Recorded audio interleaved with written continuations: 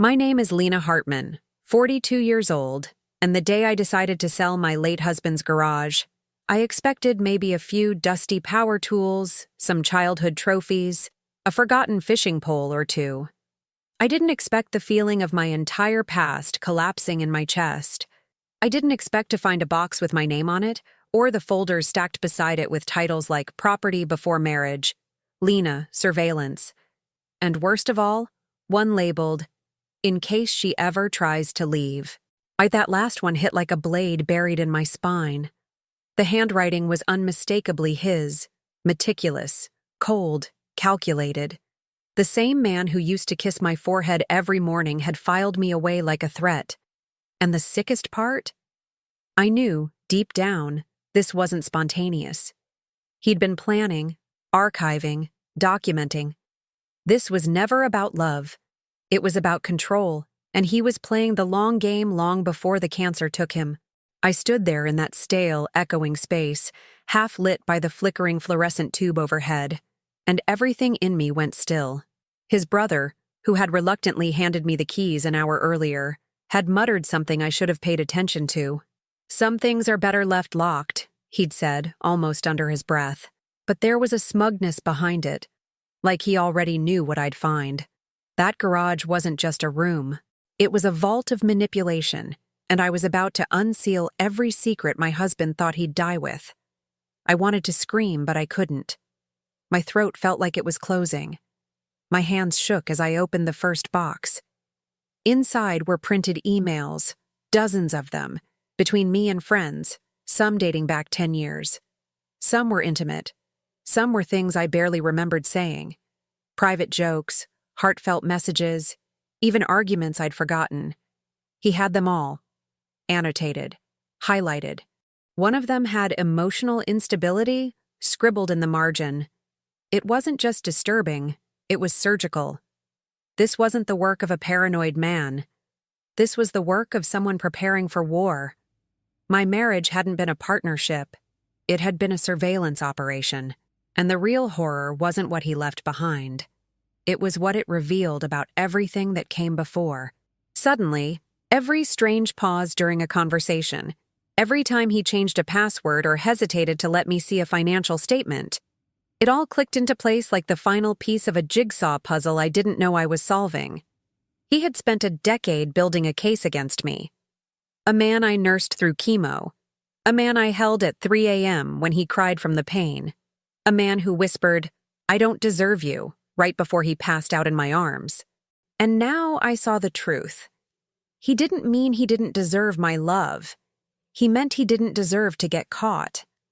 I knelt beside the pile, not even feeling the cold concrete beneath my knees, and opened the next folder.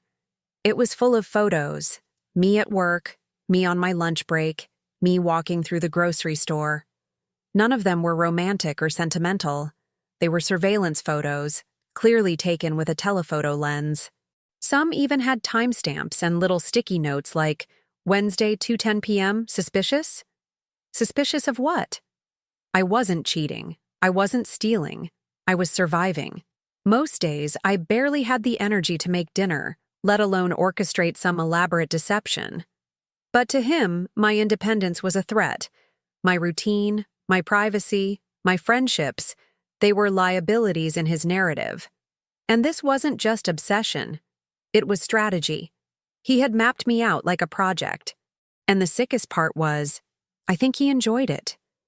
If you've ever had the rug pulled out from under you after years of telling yourself it was just a rough patch, or if you've ever looked back at the little red flags you ignored and wanted to rip them out of the ground with your bare hands, subscribe. Because what I'm about to tell you isn't just about betrayal. It's about rebirth.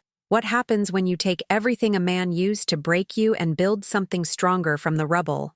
What I found in that garage didn't destroy me. It introduced me to the version of myself I had buried under his lies. And she was done playing the quiet wife. As I stood up, my eyes landed on one last envelope. It wasn't labeled, just sealed with a paperclip. I opened it, half expecting to find some legal document, but inside was a letter. Not from him, from her. Her name was Eva, and I had no idea who she was. But apparently, she'd known about me for years. The letter was written 5 months before he died. "Lena," it began, "you don't know me, but I owe you the truth. He told me you were dangerous, that you were unstable, that you'd try to ruin his reputation if he ever left you. I believed him. I'm sorry, but I found things he hid from both of us. And if you're reading this, I guess he's gone. I hope you find what he took from you. I hope you take it back." I dropped the letter. My hands were shaking for a different reason now. Not fear, not sadness, clarity.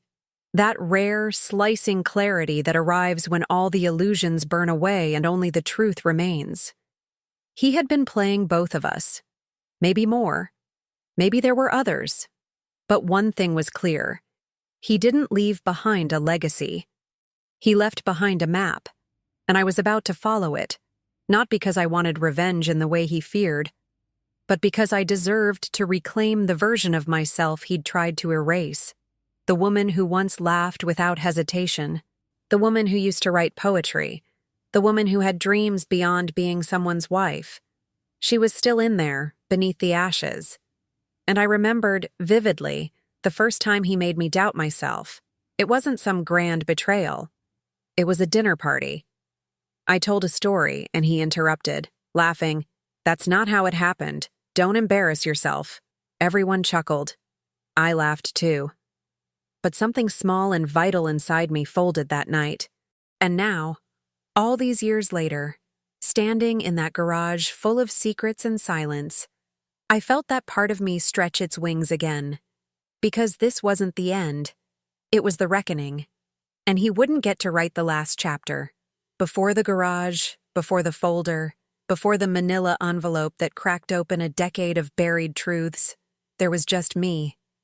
Lena Hartman, a woman with a morning routine, a grocery list, and a worn-out dream she folded into her apron pocket between laundry cycles. I taught high school English in our small town just outside Lexington. Nothing glamorous, but I loved it. There was something sacred in watching shy teenagers fall in love with words, even if only for a semester. I'd come home with chalk dust on my hands and quotes scribbled in my planner, most of them not mine. We tell ourselves stories in order to live. That was Joan Didion, and I used to believe it with my whole heart. But now, I wonder if we also tell ourselves stories to survive what we're too afraid to name. My life wasn't extraordinary, but it was full. Quietly, richly full. I planted lavender in the front yard every spring. I called my sister every Sunday, even when she forgot it was our time. I made soup from scratch and kept handwritten recipe cards, just like my mother did before she passed. There was a rhythm to my days that felt like peace, even if it was tinged with longing. I'd wanted children, but after the second miscarriage, Jack said maybe it was a sign. He didn't say it cruelly, just conclusively, like the case was closed. He kissed my temple and said, "At least we have each other." And I nodded like that was enough. I wanted it to be enough. So I buried that ache somewhere deep, where it wouldn't interrupt dinner conversations or late-night TV marathons with a glass of red wine. At school, I was the teacher who remembered birthdays, who kept granola bars in her drawer for students who didn't eat breakfast. I wasn't flashy or loud. I wasn't the one invited to every staff party. But I was steady, reliable. Miss Hartman with the soft voice and firm rules. The one who lent a book and remembered to ask what you thought of it 2 weeks later. But quiet strength doesn't earn applause. It gets mistaken for simplicity, for predictability, for invisibility. And maybe that's what he counted on. Jack was charming in a way that aged well. The kind of man who wore cologne just subtle enough to notice and always knew the right thing to say at a funeral. He was a financial advisor, good at explaining complicated things in plain language. People trusted him. He used words like stability and foresight and long-term vision the way some men used fists. And when I met him, I mistook all that certainty for safety. I'd just come out of a relationship that was the opposite. Wild, erratic, passionate in all the wrong ways. Jack felt like the calm after a storm. I didn't realize until much later that the calm was just a deeper kind of weather. Our early years were easy. Or maybe I was too eager to believe they were. He liked that I had a career but didn't chase promotions. He told me once, "You're the kind of woman who doesn't need a spotlight to shine." And I wrote it down in a journal like it was a love poem. Now I read it like a red flag in cursive. There were signs, of course. Small things. He never liked when I went out without telling him. Not angrily. He'd just ask little questions. "Who was there? You didn't mention that before. I thought we agreed on saving money this month." He had a way of layering concern over control, like sugar over vinegar. And I, like so many women raised to keep the peace, smiled through it, explained myself, shrunk a little. There was one night that sticks out now, though at the time, I brushed it off. I'd stayed late at school to help with the spring play. I was only supervising backstage, nothing important. But the students were nervous and needed encouragement.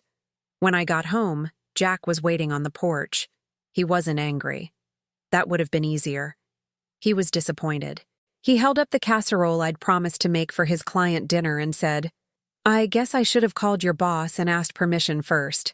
I apologized, profusely, and I meant it. That's what haunts me now. I actually felt sorry for disappointing him. I made a double batch the next night and he said, "See? We're a good team." I didn't realize then that teams don't operate on fear and guilt. They operate on mutual respect. But I didn't have the language for that yet. Jack's brother, Dean, was another subtle weight in our marriage. The kind of man who never outright insulted me but managed to diminish me with every interaction. He'd pat my shoulder and say things like, "Don't let this one get away, Jack. She's housebroken." Or, "Lena's a sweetheart. Not much of a firecracker, but she'll keep you warm." I'd laugh because that's what you're supposed to do when men condescend without cursing. I'd laugh because calling it out felt like overreacting, and Jack never defended me. He'd just roll his eyes and say, "Dean's an idiot." But he kept inviting him over, kept asking him for advice, kept reinforcing the hierarchy, where Dean was the bulldozer and I was the garden to be managed. We tried for kids for 4 years, quietly. I didn't want to make it a performance. After the second miscarriage, I stopped telling anyone about the attempts. Jack said we shouldn't broadcast our failures, and something in me agreed. I taught teenagers during the day and came home to ovulation calendars and half-hearted optimism at night. When we finally gave up, he said, "It's probably for the best. You're too sensitive." Sensitive, that word. It was the blade he kept sharp in his pocket. He used it when I cried at commercials, when I worried about my students, when I questioned his coldness. "You're too sensitive." As if that made my pain imaginary. As if I should apologize for feeling things deeply. Still, I believed in our life. I believed in the version of us we presented at dinner parties. I believed the weight I carried was normal, that everyone compromises. I convinced myself that what we had was stability, and I wore it like a medal while quietly bleeding inside. I took care of him when the diagnosis came. Of course I did. I managed his meds, his appointments, his moods. He never said thank you, not once. But he'd tell people, "Lena's amazing. She's holding down the fort." And I held onto those words like they were love letters. Because I was so starved for affection that even public praise felt intimate. When he died, I didn't cry at the funeral. Not because I wasn't sad, but because I was too numb to locate the sadness. It was like grief was waiting in line behind exhaustion, resentment, and some unnamed emotion I hadn't yet unpacked. Everyone said, "You were such a devoted wife," and I smiled. Of course I did. I didn't know the truth then. I didn't know the depth of the betrayal sitting in that garage like a ticking time bomb with my name on it. I spent months clearing out his things, closet by closet, drawer by drawer. He had always kept the garage separate. "It's just man stuff," he'd say. "You wouldn't be interested." And I wasn't. I had no reason to be. I had no idea that inside that space, he was curating a history I hadn't consented to, a narrative where I was the villain, or the backup plan, or the liability. I had no idea that while I was nursing him to sleep, he was building a legal landmine just in case I ever dared to reclaim my voice. Looking back now, I see it all. The compliments that were really cages. The protection that was really surveillance. The love that was really possession. And I wonder how many women like me exist in quiet homes with clean kitchens, convincing themselves they are lucky, when in fact they are being erased in real time. I think about how many small slights we swallow to keep the peace, how many red flags we fold into origami excuses. And I think about the moment I opened that garage door and saw my name on that box. That moment rewrote everything that came before. But to understand the betrayal, you have to understand the silence that made it possible. And now, I was done being silent. It happened at a dinner party. Isn't that always where masks slip, between sips of wine and clinks of cutlery, where people perform their best selves under soft lighting? It was spring, the kind that still carries a chill in the evening, and Jack had insisted we host his colleagues and 2 potential clients. I remember fussing over the table setting, folding the linen napkins into triangles the way his mother taught me years ago. Jack was unusually tense that day, short with me in the kitchen. "Don't overcook the lamb this time," he said, not even looking up from his phone. I told myself he was just nervous about the meeting. He had a way of making every minor detail feel like a make-or-break scenario. And I, like always, absorbed the pressure and converted it into hospitality. The guests arrived promptly at 7. Everyone was dressed the same way people in Jack's world always dressed, like they were auditioning for a promotion, even at dinner. I wore a navy wrap dress that he had complimented once 3 years ago and never again. As I handed out cocktails, I noticed how he lit up when introducing everyone, how he placed his hand firmly on the small of my back as he said, "And this is Lena, the real boss of the house." They all laughed. I smiled. It was a familiar script. I'd played that supporting role for years. But that night, something shifted. Not because I was suddenly stronger or wiser, but because he went too far. We were midway through dinner when one of the clients asked Jack about our plans for the summer. I started to answer, mentioning I'd wanted to visit New England, take a few days along the coast. But Jack interrupted. "She has these little dreams," he said, slicing into his lamb. "Lena's great at planning imaginary vacations, keeps her inspired." He smiled, like it was a compliment. The guests chuckled politely. I felt my ears burn. I tried to laugh it off, but my fork hovered mid-air. Little dreams. Imaginary. As if my hopes were childish, decorative, not to be taken seriously. I was 41 years old, and my husband had just reduced me to a whimsical distraction in front of people I'd served and welcomed into my home. I wanted to leave the table. Instead, I refilled the wine glasses, including his. The conversation moved on, but something in me didn't. Something in me sat right there at that table and didn't forgive him. That was the moment it started to unravel. Not loudly, not obviously, but internally. I began to rewatch every moment of our marriage through that lens. His ability to diminish me so smoothly, so publicly, and still seem like the loving husband. It wasn't just that he didn't respect me. It was that he needed other people not to respect me either. Because as long as I was small, he could remain large. As long as I was quaint, he could be impressive. My ambition, soft as it was a threat to the image he built. The image where he was the achiever and I was the grateful wife. A few weeks later, I found something that made my hands go cold. We were preparing to file taxes. Well, I was. Jack liked to pretend we were a team, but the paperwork always landed on my desk. In sorting through the envelopes, I found a bank statement addressed to a P.O. box I didn't recognize. I opened it. A savings account I didn't know existed. Significant deposits. Thousands.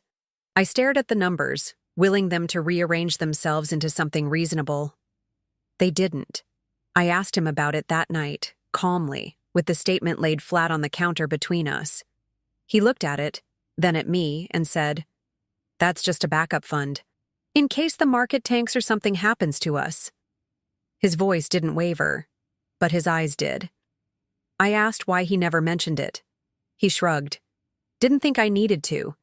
We have shared accounts. This is just contingency. I wanted to believe him. I wanted to wrap myself in that word, contingency, like it was protection.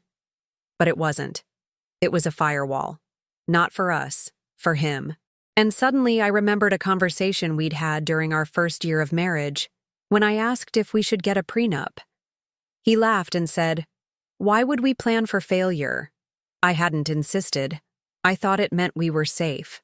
A month later, I discovered the burner phone. It was under the passenger seat of his car. I was cleaning it because he had a client visiting from out of town, and the car smelled like fast food. I reached beneath the seat for an old receipt and pulled out the phone. My heart told me what it was before my brain caught up. I pressed the power button. It lit up. No password. Just a few recent texts, one from a number saved as Eva. A simple message. "Did you delete everything like we said?" That was the day I started documenting. Not because I was ready for revenge, but because I needed evidence. Proof, for myself, that I wasn't crazy. That the unease that had been growing inside me for years wasn't just paranoia. I copied files, took photos, started saving things to a private cloud. I stopped bringing up concerns, stopped reacting. I let him think I was still asleep inside our marriage while I quietly learned how to wake up. The worst betrayal wasn't the money or the burner phone or even the way he belittled me in front of others. It was the way he made me doubt my own instincts. The gaslighting, the small rewrites of history. He'd say things like, "I never said that," or, "You're misremembering again." He turned my memory into an unreliable narrator. And I, who taught literature and dissected unreliable narrators for a living, couldn't recognize it happening in real time in my own life. There was a night not long after the phone discovery when he called me ungrateful. We were in bed. He had his laptop on his chest, watching a documentary about tech startups. I was reading. I asked if he wanted to plan a trip for our anniversary. He sighed. "Why do you always need more?" he said. "I've given you a good life. You don't even know how good you have it." I closed the book, stared at him. He didn't look up. And that moment, quiet, unremarkable to anyone else, was the final fracture. Because it told me everything. He didn't think of me as a partner. He thought of me as a beneficiary. Someone lucky to be chosen. Someone owed nothing but shelter. When he got sick, I pushed all of it down. I became the nurse, the caregiver, the grief counselor. I bathed him, fed him, held his hand through procedures. I sang to him when he couldn't sleep. I read to him when his eyes failed. I wiped his forehead and whispered, "I'm here," even when I was barely holding myself together. And he, even at the end, never once apologized. Never once said, "Thank you." In his final week, he turned to me and said, "You'll be fine. You're good at being alone." That was his goodbye. A compliment wrapped in cruelty. A final echo of his belief that I was never really someone. Just something. Capable, convenient, replaceable. And so, when I opened the garage after his funeral, when I turned that key and stepped inside the vault of secrets, I didn't collapse. I didn't scream. I just stood there. Because some part of me already knew. The betrayal wasn't a sudden storm. It was erosion.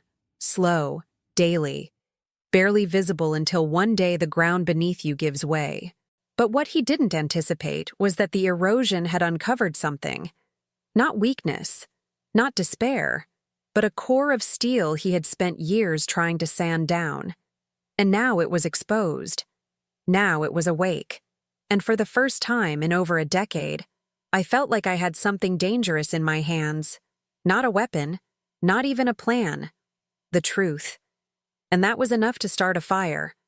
There's a peculiar kind of power in knowing something no one else knows. In walking into a room and smiling at people who would treat you differently if they understood what you carried inside. After I opened that garage, after I read every page of every folder, I didn't scream. I didn't call anyone. I didn't even cry. I sat on the cold cement floor for nearly 3 hours, rereading everything. The surveillance, the finances, the legal drafts, the timelines. There were checklists of my behaviors, speculative memos about what I might do, how to contain me if I ever became unstable. He'd written contingency plans like I was a hostile acquisition, not his wife. And somehow, I felt stiller than I had in years. That's the moment I stopped reacting and started calculating.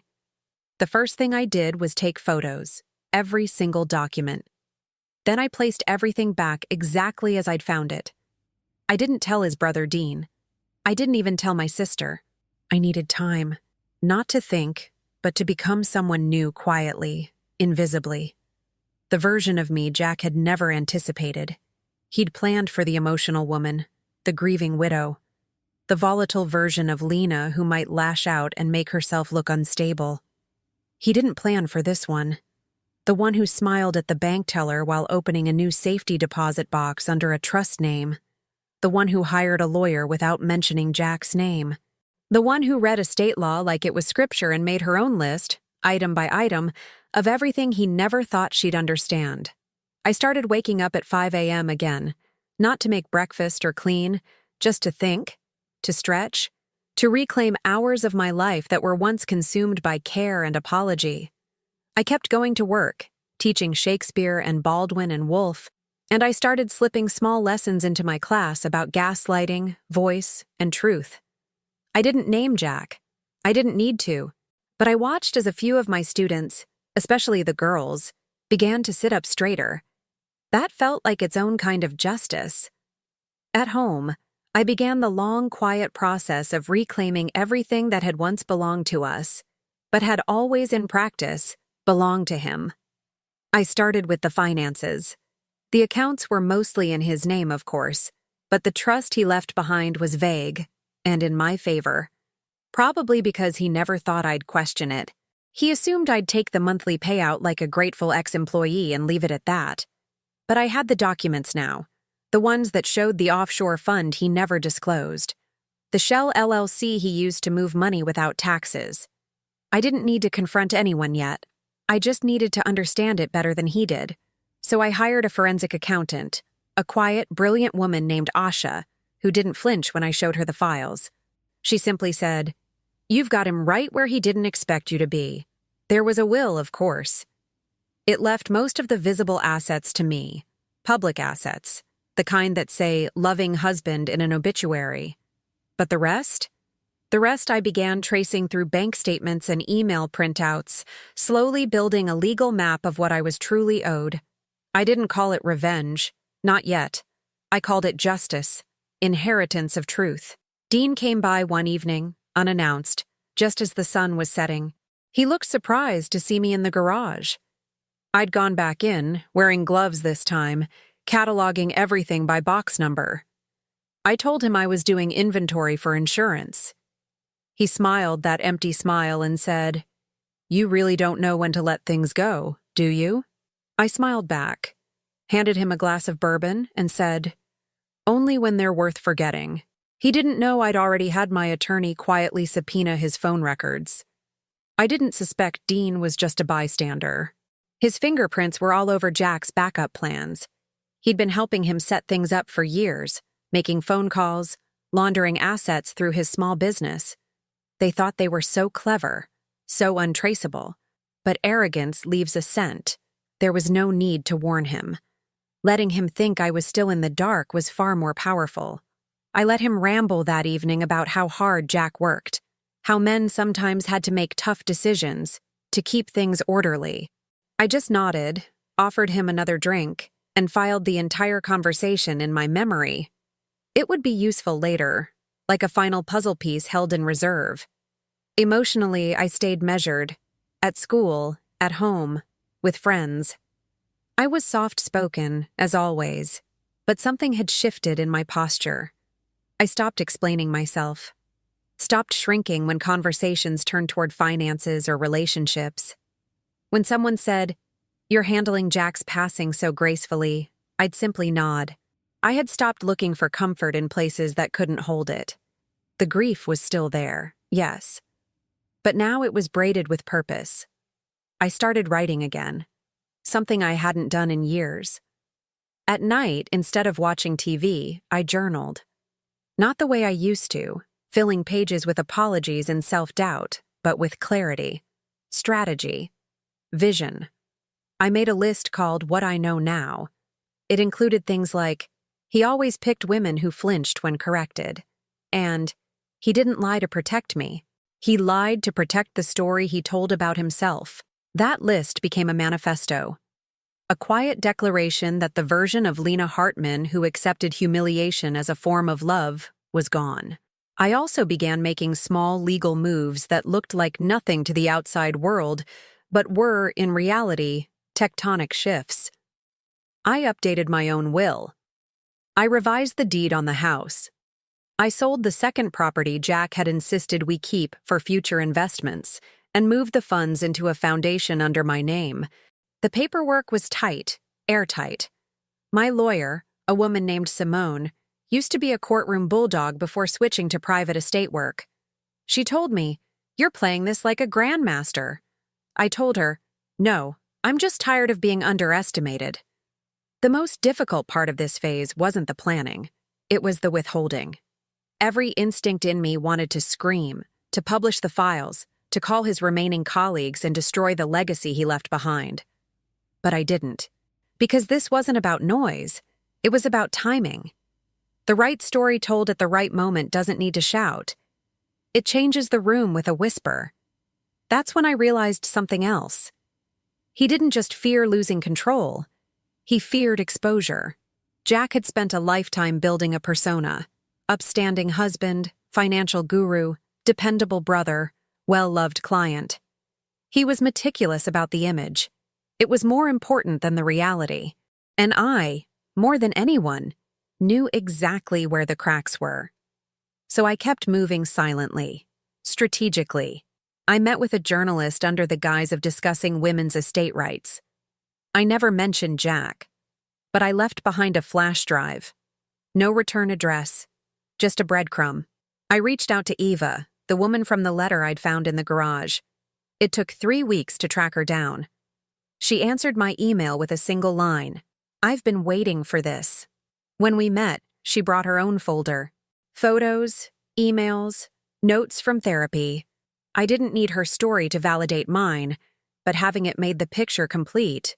The real turning point didn't happen with a bang.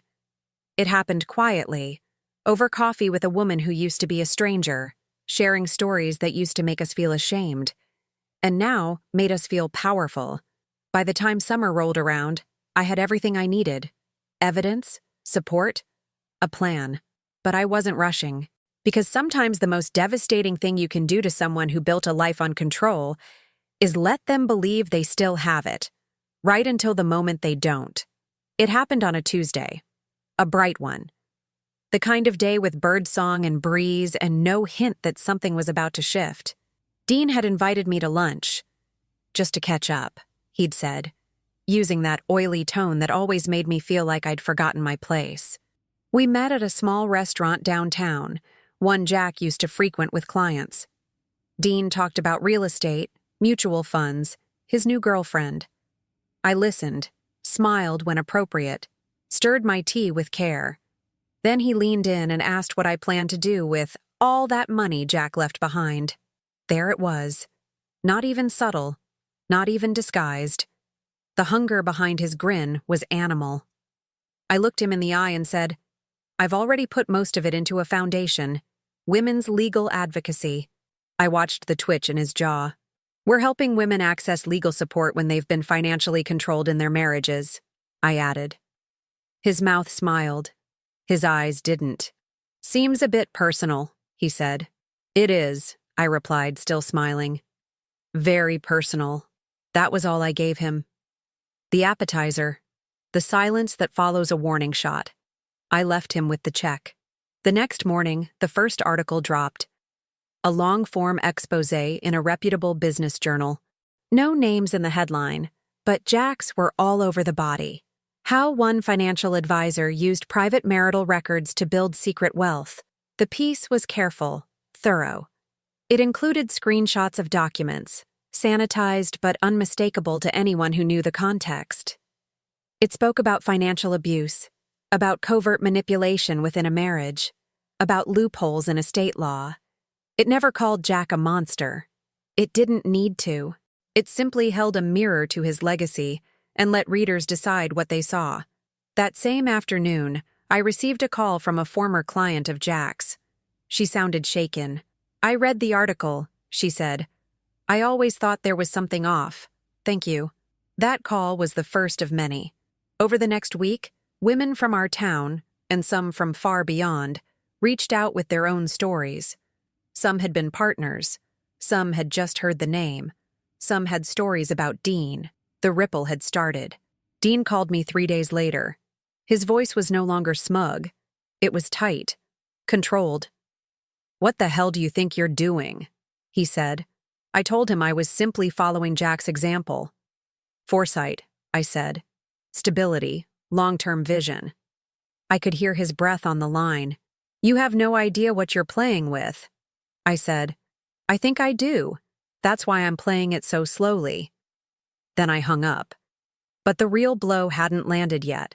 That came the next week, when the IRS launched an audit based on documentation submitted anonymously through their whistleblower portal.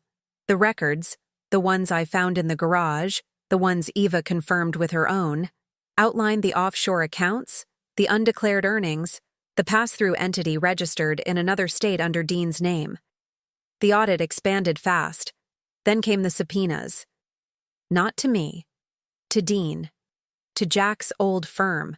To the holding company that technically still owned the cabin Jack bought 2 years before he died, which turned out to be a luxury condo rented out to clients. All off the books. I never stepped into a courtroom. I never raised my voice. I never posted a single thing online. But every step I'd taken, every appointment, every file, every document handed quietly to someone who knew what to do with it, had been moving toward this moment. The day the men who once called me sensitive now called their lawyers in panic. The day their empire, built on arrogance and secrecy, started to fold under the weight of evidence they never thought would see the light. And yet, none of it compared to the moment that mattered most. That moment didn't involve courts or banks or headlines. It happened in a community center on a Thursday night where we held the first meeting for the foundation I'd established in Jack's name. Women gathered in folding chairs, many holding stories they'd never said aloud. One woman cried before she spoke. Another couldn't even begin. I stood in front of them, not as a victim or a widow, but as a witness. To them, to myself. To what silence can become when it finally chooses itself. But if I had to choose a single moment where the revenge became undeniable, it was the day I sold the house. The house Jack had bought for our future. The house where I lost my pregnancies. Where I folded his laundry and my hope in the same load. Where he installed cameras without asking. Where I whispered apologies into pillows I didn't deserve to sleep on alone. That house sold above asking, and I didn't keep a single dollar of it. Instead, I took the proceeds and divided them between 2 things: the foundation and a writing retreat on the coast of Maine. I went alone. Rented a cottage with a garden and a view of the ocean. I brought the journals I'd been keeping, the file I'd labeled Truth, and nothing else. No photos, no reminders, just blank pages. The final turn was quiet, as all real revenge should be. It came not from destruction, but from transformation. I didn't become someone new. I returned to who I had been before his voice told me I was too much, too soft, too fragile, too emotional. Before I was managed. I remembered what I used to want: to teach, to write, to build something that mattered. And now, I had. Eva and I stayed in touch. We never talked about Jack anymore, not because we forgave him, but because he had finally become irrelevant. A man once so obsessed with control that he wrote contingency plans for his own wife. And now, just a name in an article, a cautionary tale, a faded signature on paper I no longer needed to reference. The world didn't implode when the truth came out. It adjusted. quietly. Certain people distanced themselves from Dean. Others reached out to me with unexpected apologies. My voice didn't shake when I spoke anymore. My hands didn't fidget under scrutiny. I had walked through a fire that was built to consume me and come out carrying the blueprints. What they never understood was that the most powerful woman in the room is never the one yelling. She's the one listening, remembering, waiting, moving chess pieces while the others play checkers. And by the time they realize the game has changed, it's already over. And so, on the 1-year anniversary of his passing, I didn't light a candle. I didn't visit the grave. I took a walk by the ocean, let the wind knot my hair, and smiled to myself, not because I'd won, but because I was free, and because somewhere, some woman was opening her own garage door, pulling back the silence, and finally seeing what had always been there. And this time, she wouldn't be alone. They called an emergency meeting at the firm. It wasn't public yet, but the audit had begun to tear holes in the structure. Whispers spread like rot in the foundation. Dean, always so smug, had been summoned by the board. Quietly, discreetly, the way men like him had always operated. But this time, I was invited too. Technically, I was still a major stakeholder. Jack's name was still etched on the building's granite plaque outside, and with his assets being investigated, they had no choice but to acknowledge me. Funny how quickly a widow becomes visible when money's involved. I wore gray, no jewelry, no makeup beyond a swipe of mascara. It wasn't about looking powerful. It was about looking impossible to ignore. I walked into that boardroom the way I used to walk into my classroom after summer break, aware of every eye, every whisper, every assumption being made and already outdated. Dean was there first. He stood when I entered, not out of respect, out of strategy. He gestured to the seat across from him. I didn't sit. Not yet. The partners arrived slowly. 5 men, 2 women, none of whom had ever looked me directly in the eye at social functions unless Jack introduced me. One of the men, Richard, cleared his throat and motioned toward the seat again. "Lena, thank you for coming on short notice." I nodded once and sat. Folded my hands. Waited. Dean tried to speak first. Of course he did. But the firm's legal counsel cut him off. "We're here to discuss a series of disclosures that have emerged involving Mr. Hartman's estate and past financial activities." Disclosures. That was their word for the house of cards now catching wind. Dean leaned back, performed a dry smile, and said, "Let's not get dramatic. This is all posthumous speculation. My brother kept detailed records, yes. But anyone can twist documentation when the subject can't defend himself. He was trying to get ahead of it, pre-spin, frame the narrative. He didn't know the frame was already cracked." I opened the folder in front of me, slid it across the table without a word. Inside, annotated copies of the financial records, the shell company registrations, and a copy of the burner phone text logs, painstakingly preserved by the cybersecurity expert I'd hired months ago. Richard looked through it, passed it to the others. Dean was quiet now, but his eyes followed every page like they might rewrite themselves mid-air. No one interrupted the silence. That was the thing about silence. It can feel like a weapon when it's earned, when it fills the room with weight instead of weakness. Dean finally reached for the folder. I slid my hand across it before he could. "Not yet," I said. It was the same tone Jack used to use on me when I interrupted. The same tone Dean once used when I asked about a balance sheet. Now it landed like a stone. Dean's hand withdrew slowly. The room stayed still. Then came the first inversion. Richard asked, "Was anyone else involved in setting these structures up?" I turned to Dean, raised my eyebrows, let the silence draw out until it was uncomfortable. He shifted in his seat. "This is ridiculous," he snapped. "She's not a professional. She's a schoolteacher who thinks she can read tax code." I smiled softly. "You're right. I'm not a professional." Then I turned to the legal counsel. "Would you mind reviewing item 3 in that binder? The one labeled consulting witness, Asha Kamara." She opened the tab. "Ms. Kamara," I added. is a forensic accountant who testified in federal cases regarding fraud and financial abuse. I've been working with her for 8 months. Dean's face turned the shade of cold ash. He opened his mouth again, and I cut him off, gently, but clearly. Dean, don't embarrass yourself. That's what Jack had said to me once, years ago, in front of company. Now the phrase returned like a ghost, but this time it was wearing my voice. He blinked, swallowed. Everyone heard it. Everyone knew. The next hour unfolded like a quiet storm. The documents were reviewed. The lawyer explained the likely outcomes: fines, dissolutions, criminal liability pending the audit's results. But the real moment wasn't legal. It was psychological. When Dean realized that not only had I outmaneuvered him, but that I'd done so without ever raising my voice, without threats, without chaos, just precision, just presence. When it ended, they all stood, one by one, hands shaken, polite nods.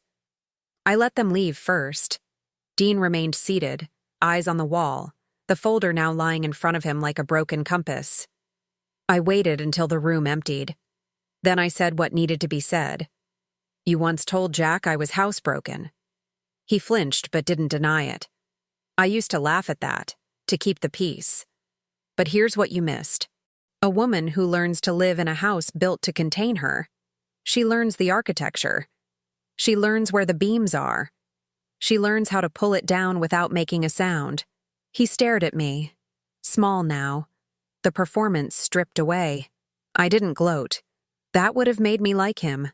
I just stood, gathered my folder, and walked toward the door. Just before I left, I turned back and said, Jack always thought I was lucky to be married to him. I paused. Turns out he was lucky I didn't leave sooner. And then I walked away. The echo of my heels on the polished wood floors was the last sound in the room. Dean didn't follow. He didn't call out. He sat in the silence he'd spent years enforcing. Now it was his, heavy, endless. Mine had become fuel. His had become sentence. Outside, the city kept moving. Horns, voices, a breeze warm enough to soften the afternoon. I didn't rush. I didn't look back. I walked to my car with the calm of someone who had already won, not by destroying, but by enduring and transforming. The confrontation wasn't loud. It didn't need to be, because the most devastating revenge isn't retribution. It's revelation. And now, everyone had seen exactly who he was, who I was, and who I would never be again. The letter had been sitting in my drawer for months before I finally mailed it. Not to Jack. He wouldn't read it. It wasn't even for him. It was addressed to myself, the version of me who once stood at the stove reheating dinner while her husband whispered on the phone in the next room. The woman who cried in the shower so her sobs would be muffled by the sound of water. Who second-guessed her instincts because someone told her she was too emotional. I wrote to her because she needed to hear what no one else had ever told her. That she was never the problem. That her softness was never a flaw. That surviving wasn't the same as living. And she didn't come all this way just to survive. The day I dropped the letter into the mailbox, I didn't expect to feel anything. But I did. It was small, subtle, like the sound of frost melting from a window pane. Something inside me released. I walked away slowly, letting the wind move through my coat, and thought to myself, this is what it means to be free. Not just of him. Of the version of myself I kept locked in a smaller room than he ever built around me. I sold the house, yes. But I didn't leave Lexington entirely. I moved into a small cottage on the edge of town. Brick, ivy-covered, with a front porch where I drink tea in the morning and write letters I no longer need to send. My neighbors are kind. They wave when they pass. A retired woman named Ruth brings me tomatoes from her garden. Sometimes we sit outside and talk about books and grief and the small details of life that make it beautiful again. Not flashy, just real. At school, the principal offered me a promotion, head of department. I turned it down. I wasn't done being in the classroom yet. There's something sacred about the chaos of teenagers discovering who they are through literature. I tell them to write about what hurts, what heals, what they don't understand yet, but feel growing in their chests like a second heartbeat. One of my students asked me once, "Miss Hartman, how do you know when it's time to let something go?" I looked at her and said, "When holding it begins to cost you more than losing it." The foundation has grown quietly. We don't post statistics or brag about victories, but we've helped over 200 women access legal support in situations where they were being erased financially or emotionally. We partner with therapists and social workers and financial planners, women, mostly, who understand what it means to rebuild without shouting. Every time I sit with a woman who begins her story with, "I don't think this matters," but I look her in the eye and say, "It does." Eva and I still meet once a month. We go to the same little cafe near the old courthouse. We don't talk about Jack anymore. We talk about ideas, books, her new partner, who listens when she speaks. Sometimes, silence is more powerful than any sentence. That's what I've learned. Letting go doesn't always look like forgetting. Sometimes it's just choosing not to carry someone's shadow any longer. Dean eventually stepped down from the firm. The fallout was quiet, corporate, full of polite phrasing like internal restructuring and leadership transition, but the message was clear. The empire Jack and Dean built on secrecy and superiority had eroded. Not with fire, with facts. Not with rage. With restraint. I didn't attend the final shareholder meeting. I didn't need to be there to watch him leave. Some battles are won simply by walking away from the battlefield while the other side is still swinging at ghosts. I kept one thing from the garage. One single page from one of Jack's folders. It wasn't labeled, just a torn piece of notebook paper with a line written in his handwriting. "Control the narrative or lose the plot." I folded it in half and tucked it into the back of my newest journal, not as a trophy, but as a reminder. He believed stories were weapons. I believe they're windows. That's the difference between people who manipulate and people who heal. One builds cages, the other opens doors. Last week I went to the coast. Same place where I'd retreated after selling the house. This time, I didn't bring files or journals or anything that needed resolution. I just brought myself. A book. A blanket. A quiet sense of peace that didn't demand to be declared. I sat on a bench facing the water and watched a young woman and her daughter play near the tide. They laughed. The little girl ran ahead, turned back, and called, "Wait for me, Mama." And I felt something break and mend in the same breath. I whispered, "She will." Because that's what we do now. We wait for each other. We hold space. We tell the truth, not for revenge, but for release. And we trust that silence, real, earned silence, is no longer a prison, but a prayer. So here I am, 42, a widow, a teacher, a woman who was once watched like a threat, and now watched like a guide. I didn't win by shouting louder. I won by listening deeper, by remembering who I was before the lies, by becoming a story no one else could rewrite. And that's the thing about truth. It doesn't need to scream. It just needs to be spoken, once clearly, by someone who finally knows their own voice.